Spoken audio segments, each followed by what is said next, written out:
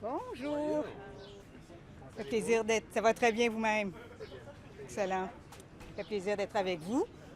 Peut-être commencer. C'est pas assez proche. Parfait. Peut-être commencer en vous disant que c'est important de souligner le leadership de la France dans l'organisation du G7.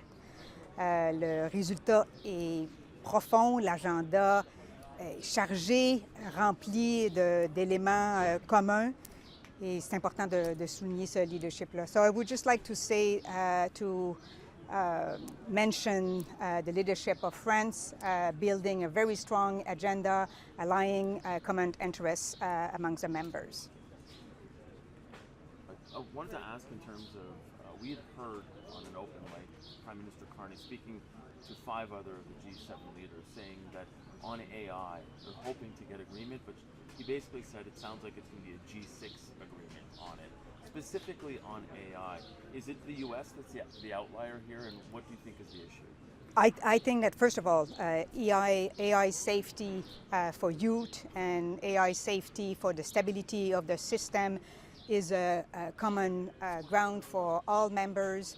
And I think that the conversation are very frank and open with all members of G7. I don't think the US is being an outlier here. Do you think they will sign on to get a consensus on agreements on what government intervention could look like, or government safeguards around AI? So they may have different views on the how, but on the goal, they do share the goal of AI safety.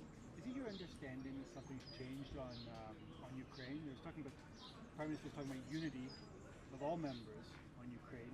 Donald Trump's talking about Putin wanting a deal. We've sort of heard things like this before, but it goes back and forth and back and forth. Has something changed today in your opinion? It's a good example of unity. The session this morning was very positive on Ukraine, with recognizing the progress that Ukraine is doing, but also recognizing that we need to continue to support Ukraine in the war they are facing.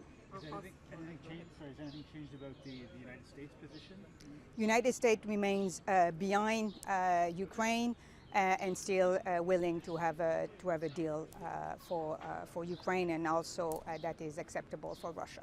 Est-ce que c'est oui, mais surtout sur la position de M. Trump, est-ce que vous sentez un changement de son côté? Parce que des fois, on l'a vu quand même se rapprocher de M. Poutine. Est-ce que là, vous sentez qu'il est vraiment du côté ukrainien? Ce matin, c'était très constructif, la session avec les Ukrainiens, avec des objectifs communs et un désir aussi d'en arriver à une solution. Même du côté américain?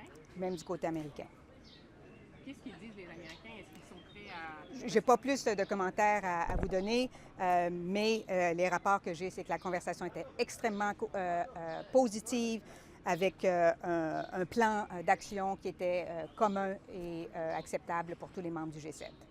What's your understanding of how the bilateral conversation went between Prime Minister Carney and the French president, and what kind of strategizing happened there ahead of the G7? So it was a very good bilat last Friday.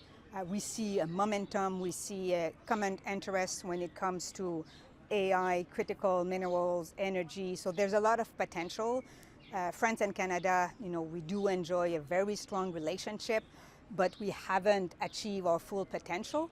And this is the momentum I'm seeing right now, with the capacity to achieve that full momentum, that full potential. Some American media are reporting that the mood here is a little bit kind of lighter than they anticipated because there is sort of the framework for a deal with Iran.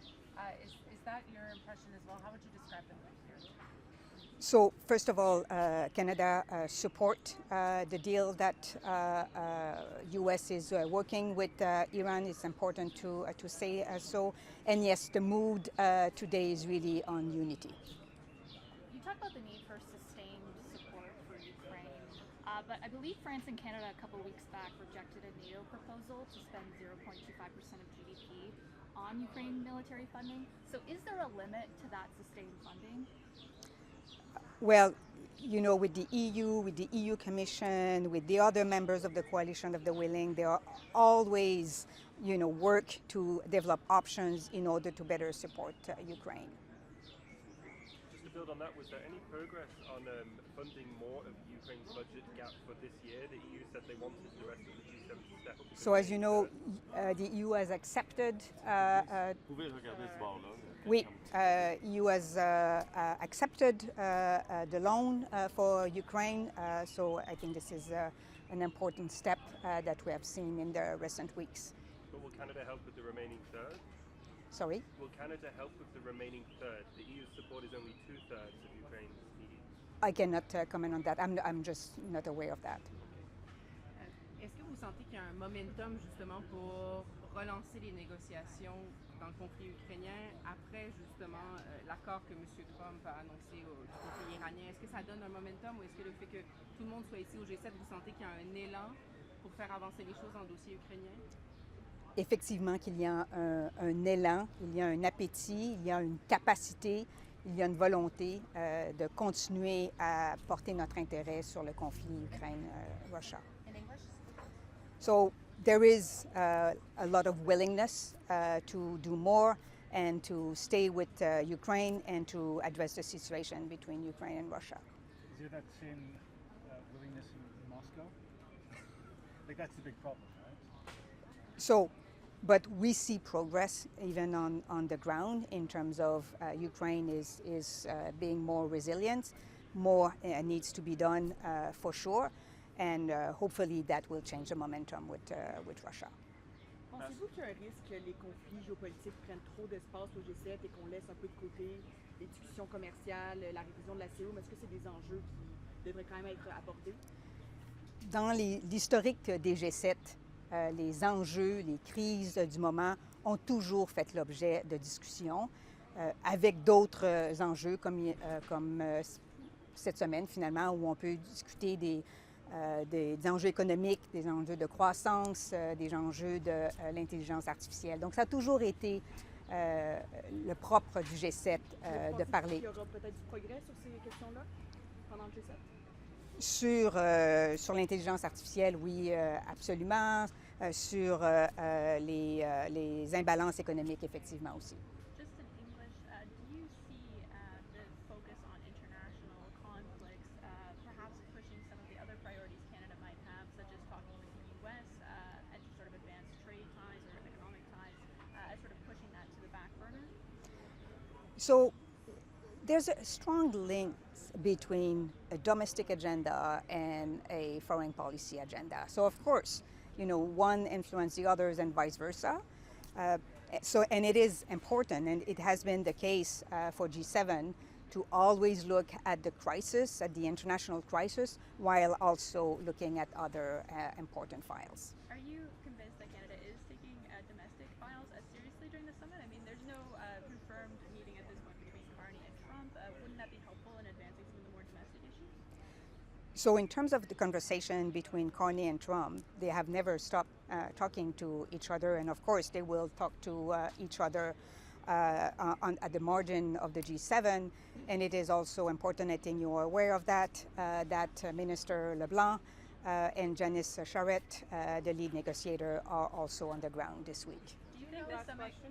Ambassador, do you expect Canada and Europe will be working together at some point in the Strait of Hormuz after this in terms of either clearing out mines or just keeping it secure and open? What's the latest conversations on that? So Canada is ready to contribute in the Middle East situation, especially in light of the deal between US and Iran. Do you think the summit can still be a success for Canada, even if Carney doesn't have a one-on-one meeting with Trump? So as I said, it is important to say that Carney and Trump, they do maintain a communication channel. They have talked at the margin of the G7. They will continue to talk. And Minister LeBlanc and Janice Charette are also here to have conversations. Thank you, everyone. Merci tout le monde. Thank you for your time. We Thank you. appreciate it.